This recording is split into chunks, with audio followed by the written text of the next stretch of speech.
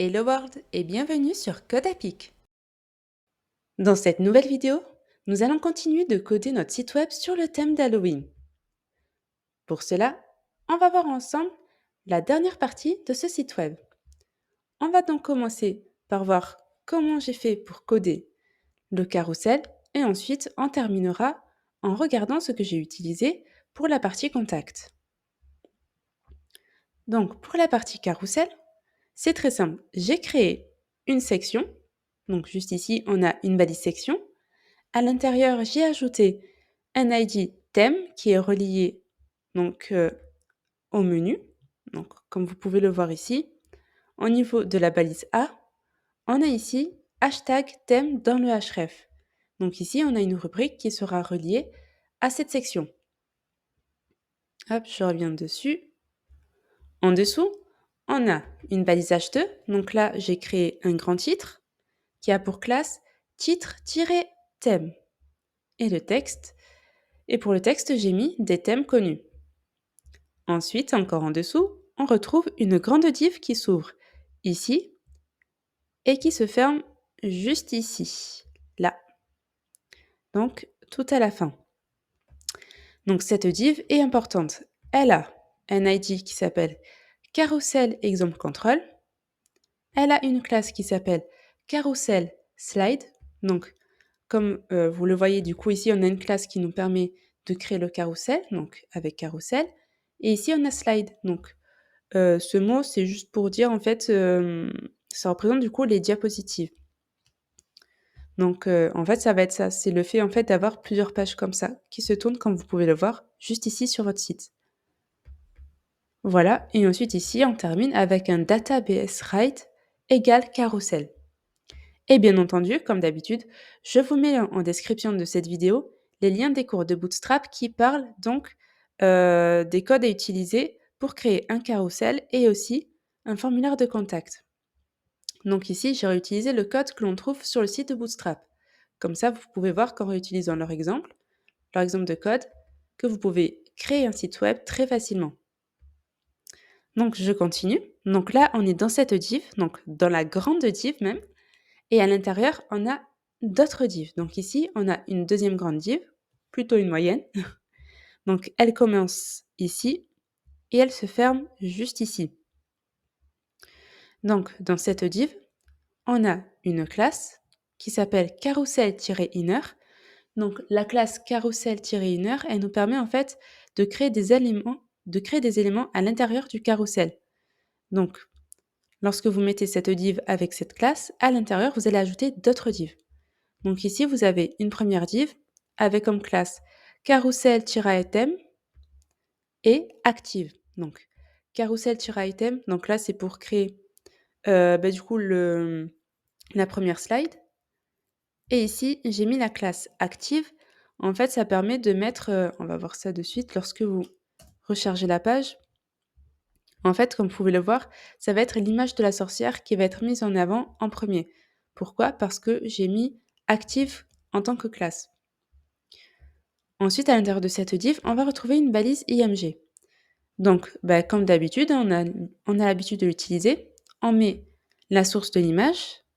Donc moi ici, j'ai rangé mon image dans un dossier qui s'appelle image et le nom de mon fichier, c'est sorcière. Donc sorcière.jpg. Ensuite, on voit qu'on a une classe qui s'appelle d-block. Donc ça, c'est pour dire display block. Et ensuite, on a un width-100. Donc c'est un width de 100. Ensuite, on a l'attribut alt. Donc, l'attribut alt, c'est tout simplement pour créer une description de l'image pour les liseuses. Donc, on va mettre... donc là, ça représente une sorcière devant la lune. Donc, je vais écrire image d'une sorcière devant la lune. Voilà. Ensuite, ici, quand on descend, donc là, ici, on a terminé avec cette balise. Et on a ici une autre balise div. Donc là, c'est pareil. Elle va avoir la même classe. Sauf que on va retirer la classe active parce que, en fait, on ne peut pas mettre plusieurs fois active. On ne peut pas avoir plusieurs images qui sont mises en avant. Donc nous, en fait, comme on veut mettre en avant que l'image de la sorcière, on va mettre active que dans la première balise div. Voilà, donc là, je retourne sur la deuxième balise div. Et ici, en fait, c'est l'image de la citrouille. Donc vous pouvez regarder sur la gauche, c'est celle-ci. Donc pareil, ici, on a donc pour la première balise div la même classe, donc carousel-item. Et à l'intérieur de celle-ci, on a une balise img. Donc ici, j'ai mis le nom de mon fichier dans l'attribut src. On a une classe, donc pareil, d-bloc et w-100. Et on va ajouter une description. Donc là, on va mettre image d'une citrouille. Voilà. Ensuite ici, c'est pareil, encore une fois. On a une dernière diff, cette fois-ci, avec comme classe carousel-item. Donc là, ça ne change pas. Donc ici, on a encore une balise img. Donc pareil, ici, je mets dans l'attribut src le chemin de mon image. Donc pareil, ici, je mets le nom de mon dossier, donc c'est image. Et ici, je mets le nom du fichier de mon image. Donc ici, je mets slash plus le nom du fichier de l'image. Encore une fois, ici, on retrouve la même classe pour l'image, donc avec t-bloc et plus loin w-100. Et pareil, dans l'attribut alt, on va mettre une description. Donc ici, on va mettre image d'un chien. Fantôme. Hop, du coup, je mets un accent circonflexe au O. Et là, je viens de me rendre compte qu'il y a une faute d'orthographe sur le nom du fichier. Donc là, je fais CTRL-B pour afficher donc, tous mes dossiers. Je vais venir me placer sur le fichier. Donc je fais cliquer droit. Je clique sur renommer. Et là, je peux changer le nom. Hop, fantôme, chien. Et je mets jamais d'accent en fait sur les noms de mes fichiers parce que j'ai toujours peur en fait que ça me crée des petits bugs. Donc moi, j'ai l'habitude en fait de ne surtout pas mettre d'accent dans mes fichiers. Voilà, donc ensuite vous faites entrée. Je refais CTRL-B pour enlever donc tous ces dossiers. Je vérifie que je n'ai rien oublié.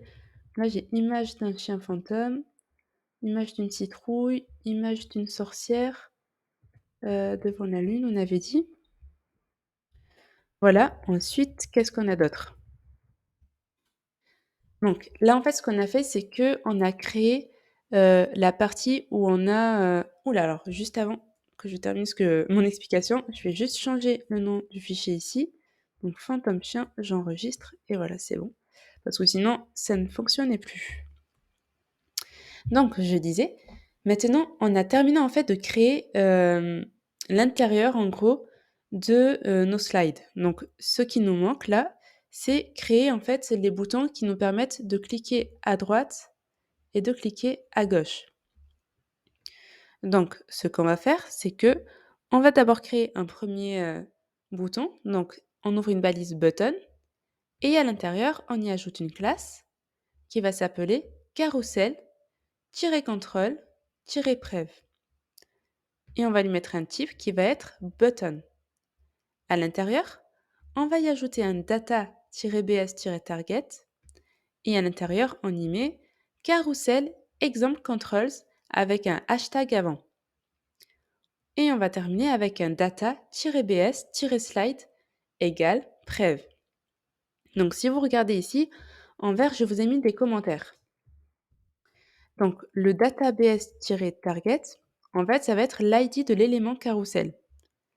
Et ensuite, le data-bs-slide, ça va modifier en fait la position de la diapositive. Donc ça va être en fait les flèches gauche ou droite. Voilà, donc en fait, quand vous ne savez pas trop, en fait, que vous ne comprenez pas trop, reprenez en fait les termes qui sont utilisés dans les classes et en fait, vous allez voir, c'est vraiment pas compliqué. En fait, tout est dit dans le nom de la classe. Voilà, donc ensuite, quand on regarde l'intérieur donc, de ma balise button, on voit qu'on a deux spans.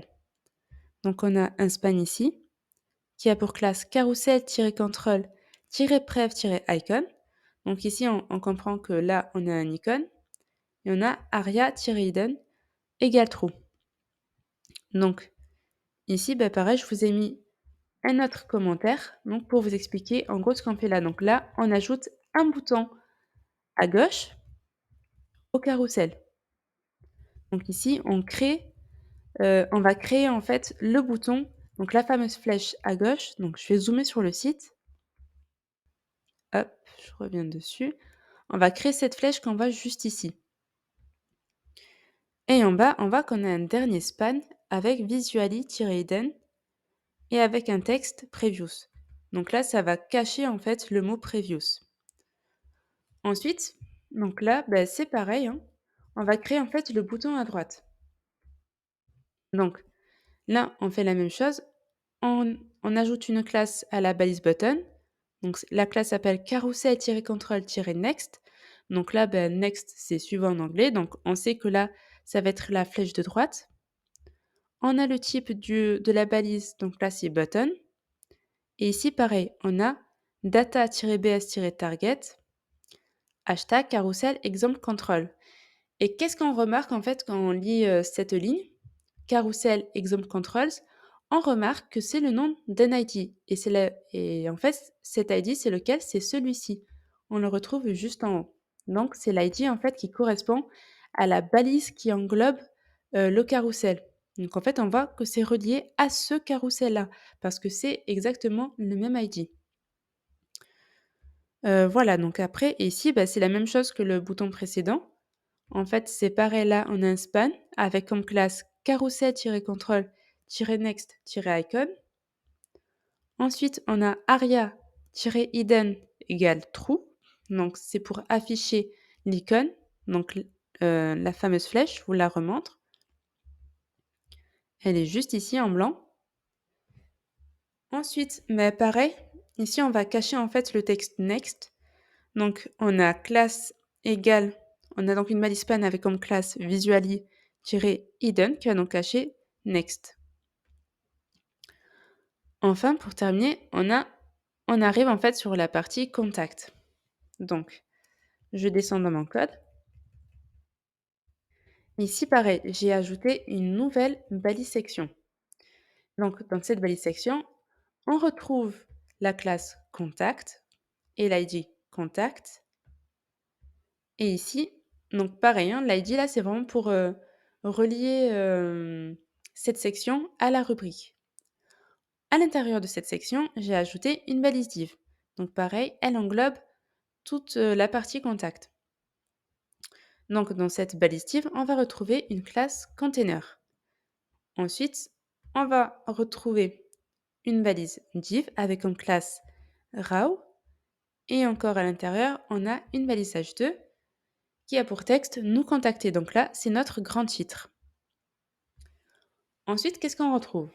On retrouve en premier donc une balise div encore qui a pour classe call-sm-12. Donc là, c'est pour les écrans qui ont une petite taille. Donc là, on va dire qu'on veut que ça prenne toute la largeur, que les éléments prennent toute la largeur. Et on veut que lorsque nous sommes sur un appareil qui a un écran moyen, on veut que ça prenne 3 colonnes. Voilà, donc là, il n'y a vraiment rien de compliqué. Ensuite, donc là, on va sur la partie label. Donc là, on a une balise label qui a un for exemple form control input 1. Donc ça va être important. On va voir après à quoi ça sert. Et ensuite, on a une classe qui s'appelle form-label. Donc là, on sait que on est dans la partie form. Donc là, c'est comme la balise form, en fait, lorsqu'on crée normalement un formulaire de contact. Donc en fait, on va utiliser la balise form pour créer le formulaire de contact. Et là, on a tiré label. Et donc, on sait que là, on crée un label. Et ensuite, vous pouvez ajouter le fameux texte de votre label. Donc moi, j'ai mis votre adresse email. Ensuite, juste en dessous, on a une balise input qui est de type email. Et à l'intérieur, on a une classe form-control. Et ici, on a un ID. Et si vous regardez bien, l'ID qu'on a juste là, c'est celui qu'on retrouve au-dessus, qui est juste ici. En fait, il faut que lorsque vous mettez un for à votre balise label, vous donnez, le nom en fait du for de votre label, ça doit être le même nom que l'ID de l'input auquel il est relié. Et ensuite, on termine avec un placeholder. Donc ici, c'est name@exemple.com, donc vous aurez pu mettre, ce que vous voulez. Et donc ici, là, le placeholder, ça va être le texte qui va apparaître là, dans votre champ. Et une fois que vous cliquez dessus, ça disparaît. Voilà, donc ça, c'est pour la partie email. Et ici, on va aller dans la partie message. Donc là, on a une première div qui a pour classe col-12. Donc là, je lui demande de prendre toute la largeur. Ensuite, ici, on a un label, donc pareil, une balise label, avec pour for exemple forme contrôle textarea 1. Et on va donner le même ID donc, au textarea. Ensuite, on a comme classe pour le label forme-label, donc comme au-dessus ici. Et le texte, ça va être message. Ensuite, on a une balise textarea qui a pour classe forme-contrôle. Et donc, on a vu l'ID juste avant qui est le même que le for, donc le même nom. Ici, on donne un rows de 3. Et pareil, on a un placeholder, donc comme pour l'adresse mail, lorsqu'on va écrire dans le champ, le texte va disparaître. Ensuite, on termine avec le bouton envoyer. Donc, on a div class mt-5. Donc, pareil, ici, on va ajouter une margine, donc de 5. Et on va lui donner comme classe aussi contact-message. Et enfin, on termine avec button type submit, donc pour envoyer, et on lui donne comme texte envoyer. Donc ça, c'est pour la partie HTML. Maintenant, on va aller voir la partie CSS. Donc, je vais rechercher mon fichier.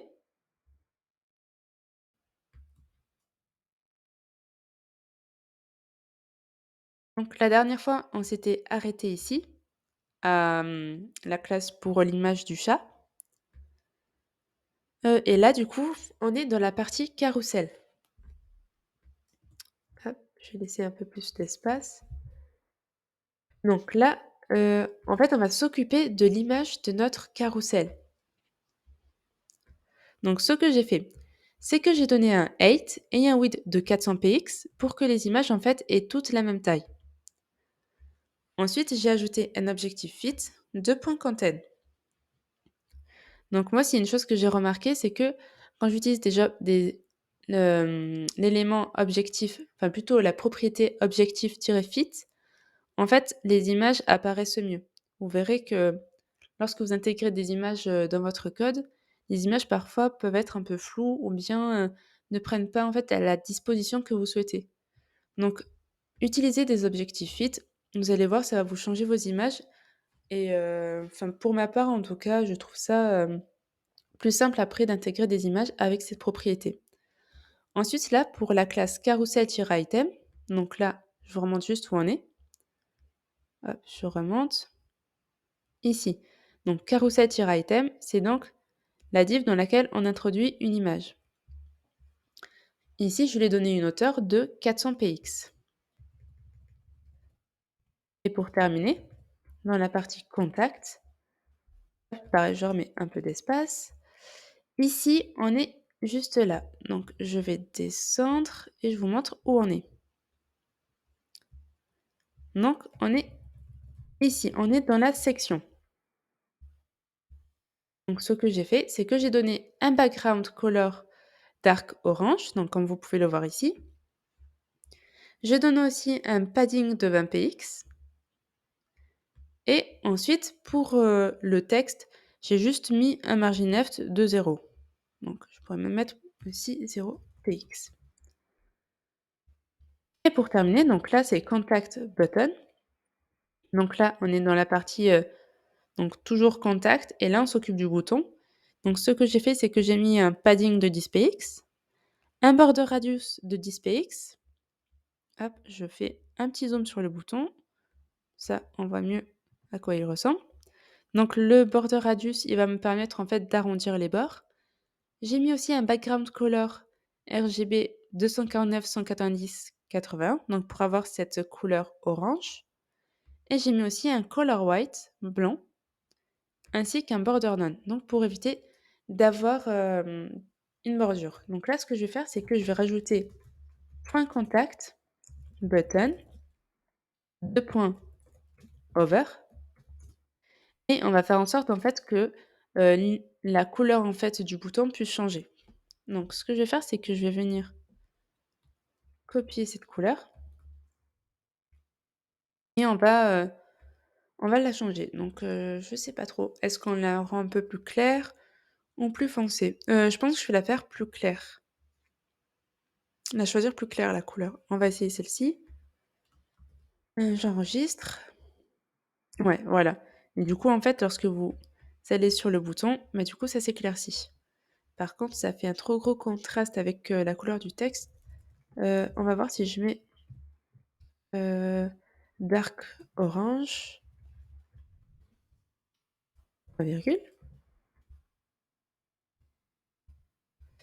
Non, là, ça me l'a pas pris. Ah oui, mince. Alors, je pense qu'on va plutôt partir sur du noir, ça pourrait être plus sympa. Voilà. Voilà, du coup, lorsque on vient cliquer sur le bouton, bah, ça devient noir. Qu'est-ce qu'on pourrait bien faire d'autre? Donc là, j'ai le bouton envoyer. On a vu ensemble, comment faire pour créer un carrousel. On a vu ensemble aussi comment créer la partie, contact. On a vu aussi, qu'est-ce qu'on a vu aussi? Alors, on va refaire un point en regardant le site au complet. Donc on s'est occupé de la partie header. On s'est occupé de la partie, texte. Et je pense que maintenant, on pourrait, revoir le responsive, vérifier que le site soit bien responsive.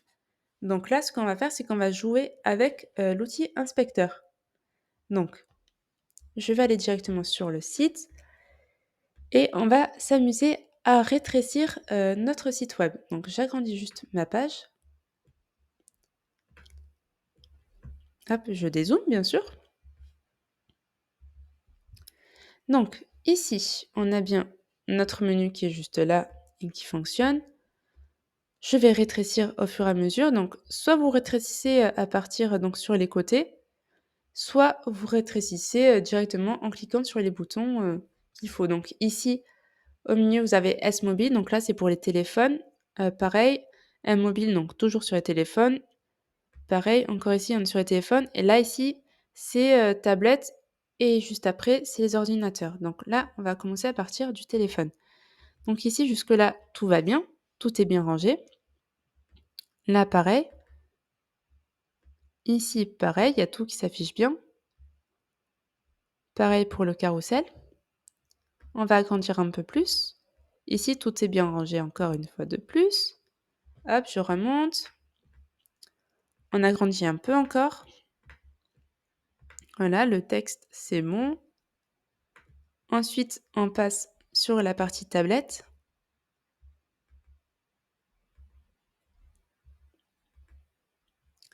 Là, c'est bon. Je vais juste un peu rétrécir comme ça. Hop. Ici, on voit par contre que on a un petit souci avec le texte. Là, il s'affiche vraiment pas bien du tout. On va devoir retravailler dessus. Là, par contre, le reste, c'est bon. Donc, je vais juste vérifier à partir de combien de pixels, en fait, à partir de quelle largeur ça ne va pas. Donc, je vais rétrécir le site jusqu'à la bonne largeur. Donc, on voit que là, à 536 pixels, donc vous regardez en haut, en fait. Donc, moi, je regarde ici. Je vois qu'à 536, ça va. Donc, j'augmente un peu plus. À 580, ça va pas. Je vais augmenter petit à petit. 566, ça va. On va voir à 70, là, ça va. 74, 75. Ah, voilà. Donc, en fait, c'est à partir de 576 pixels que là, ça va pas. Je vais augmenter la largeur. Hop, on est 746. Ah, apparemment, là, après, ça va. Donc, c'est à partir de combien que ça ne va pas? 768. Alors je baisse un peu la largeur. Ah voilà. Et c'est jusqu'à 767 que ça ne s'affiche pas bien. OK, donc on garde ces, 2 nombres en tête et on va vérifier, la partie ordinateur. Donc là, on a 1024, pixels, donc là, on est bien sur ordi. Tout s'affiche très bien là, donc on va aller s'occuper du responsive. Hop, je rétrécis ma page et on retourne là. Donc ce qu'on va faire, c'est qu'on va se mettre en dessous de l'image du chat et de là, on va utiliser un media query. Donc j'écris media, entre parenthèses, min-width. Donc ça veut dire je que attendez, j'écris et après je vous explique. Là, 576 pixels, hop, 76 pixels. Ensuite, je mets and, j'ouvre à nouveau des parenthèses, max-width, 2 points, 767 pixels. Donc je vérifie que je ne me suis pas trompée. Min-width 576 pixels and max-width 767 pixels. Donc là, j'ouvre les brackets. Voilà. Donc, ici, ce que j'ai fait, c'est qu'avec ce média, en fait, j'ai demandé que entre 576 pixels et 767 pixels, donc que pour ce minimum et ce maximum, en fait, entre ces deux-là, en fait, en gros, on va donner des propriétés et ces propriétés-là, en fait, vont être exécutées seulement sur cette fourchette. Donc, entre 576 pixels et 767. Et lorsque la taille de l'écran sera en dessous de ce min-width et au-dessus de ce max-width, en fait, ces propriétés que l'on va mettre dans ce media query ne seront plus appliquées. Donc là, ce qu'il nous faut, c'est créer de nouveaux éléments. Donc, ce qu'il nous faut, c'est que on doit retourner sur notre fichier HTML et on doit aller au niveau de notre texte. On a 2 textes. Donc ici, vous pouvez lui mettre paragraphe 1 ou paragraphe 2 comme nom de classe. Et ce qu'on va faire, c'est qu'en fait, on va récupérer ces noms-là. On peut très bien mettre un autre nom, mais là, c'est juste pour que ce soit plus parlant. Je mets paragraphe 1 parce qu'en fait, c'est le paragraphe qui est ici. Donc, je mets paragraphe 1. Et ici, je mets paragraphe 2 parce que c'est le deuxième paragraphe. On aurait très bien pu leur donner d'autres noms. Donc, ce que je fais là, c'est que je retourne dans mon média. Et ici, je vais m'occuper du premier paragraphe. Donc, paragraphe 1. J'ouvre des brackets. Et à l'intérieur, je vais mettre un width de 500 pixels. Et ici, je vais mettre paragraphe 2. Attendez, on va copier ça. CTRL-C. Et je le recolle en dessous. Je change juste le nom. Voilà, paragraphe 2. Et à l'intérieur, je mets un width de 600 pixels. J'enregistre. Et là, maintenant, on vérifie. On va se mettre entre 576 pixels et 767. Et on va regarder comment ça se présente. Mais en fait, on peut voir que le deuxième texte est descendu et que ça se présente beaucoup, beaucoup mieux. Donc là, c'est bon, le texte est vraiment bien présenté, on n'a plus ce souci. Hop, je vais juste rétrécir ça. Je vais augmenter la largeur de cette page. On va aller jusqu'à 767 pixels. J'augmente en haut. Là, on voit que tout va bien. Voilà, tout se positionne normalement. On peut regarder aussi les autres éléments. Voilà, tout va très bien. Super. Juste quand même aller jusqu'à 767 pixels pour vérifier. On a 730, 740, 750, 760, 767. Ok, donc là ici, on voit que ça se positionne pas comme il faut. On va juste augmenter ici le max width. On va mettre 768. Et voilà. Du coup, là, c'est bon. Là, ça fonctionne bien. 767, c'est bon. Et ensuite, Ça, c'est bon. J'augmente juste un peu et voilà. Et après au-delà, bah, là du coup, c'est très bien, on a notre texte en fait qui se remet, comme il faut et voilà. Donc là ici pour, la partie responsive, c'est bon. On va juste aller vérifier qu'il ne manque rien au niveau des haltes. Donc je reprends depuis le début, on vérifie tout. Ici, il y en a pas parce qu'il n'y a pas d'image. Non, ici c'est la partie, menu. On descend. Ici par contre pour l'image du chat, on a remis. Donc ici on pourrait mettre, image d'un chat devant une lune. Devant la lune. Image d'un chat devant la lune. Hem, ici on n'a pas d'autre image. Je descends, je descends. Ici on a des images. On a bien rempli aussi les haltes. On en a 3, donc tous les haltes sont remplis. Et ici pareil. Donc à partir de là, on n'a plus du tout d'image. Donc là, c'est bon. Donc là, tous les haltes sont remplis. On va vérifier aussi peut-être les forts. On va voir si les forts sont remplis. Donc là, je vais faire une recherche rapide. Donc pour vérifier tous les forts, je fais CTRL F et j'ai un champ ici qui apparaît et j'écris dedans, je mets fort et là, ça me fait apparaître tous les forts. Donc ici, tout est rempli. Là aussi, je remonte en haut. Et en fait, on voit qu'il y en a pas. Voilà. Donc en dessous aussi, vous retrouverez, le lien des images que j'ai utilisées. Voilà, je vous les ai mises juste ici en commentaire. Ensuite, quoi d'autre? Du côté du CSS, bah, là pareil, là je vous ai un peu commenté pour, que vous puissiez mieux vous y retrouver et bien sûr, je vous mettrai le code source sur mon compte GitHub. Donc n'hésitez pas à aller là-dessus pour, récupérer le code source. Donc du coup là, le site web est terminé. Comme d'habitude, on se retrouve dans 15 jours sur YouTube pour la suite de vos cours et n'hésitez pas à me retrouver tous les jeudis sur Instagram, les après-midi, pour un récap du dernier cours.